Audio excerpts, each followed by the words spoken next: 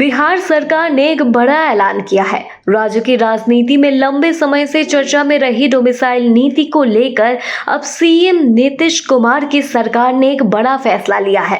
बिहार के उप मुख्यमंत्री सम्राट चौधरी ने इस फैसले की जानकारी सोशल मीडिया प्लेटफॉर्म एक्स पर दी।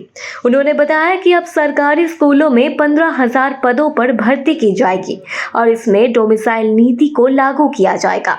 इसका सीधा मतलब है कि अब इन नौकरियों में बिहार के स्थानीय युवाओं को प्राथमिकता दी जाएगी।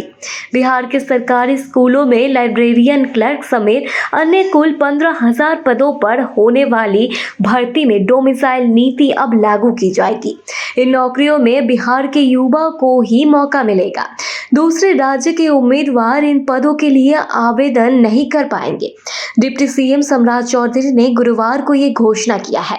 आगामी बिहार विधानसभा चुनाव से पहले नीतीश कुमार का बेरोजगार युवाओं के संबंध में ये बड़ा कदम माना जा रहा है। 17 जून को हुए नीतीश कैबिनेट की बैठक में इन पदों पर बहाली के संबंध में मंजूरी दी गई थी। इन तीनों तरह के पदों पर नियुक्ति के लिए अलग अलग 3 नियमावली को कैबिनेट ने स्वीकृति दी है। आपको बता दें कि डोमिसाइल नीति का मतलब होता है कि किसी राज्य में सरकारी नौकरी या शिक्षा में कुछ सीटें सिर्फ उस राज्य के स्थायी निवासियों के लिए आरक्षित हो। इसका मकसद ये होता है कि उस राज्य के युवाओं को बाहरी प्रतियोगियों से राहत मिले और उन्हें नौकरी के बेहतर अवसर मिले। बिहार में लंबे समय से युवा इस नीति की मांग कर रहे थे। कई युवाओं का मानना है कि बाहर से आने वाले उम्मीदवारों के कारण उन्हें अपने ही राज्य में नौकरी नहीं मिल पा रही थी। पटना में कई छात्रों ने इस नीति को लागू करने की मांग को लेकर प्रदर्शन भी किया था।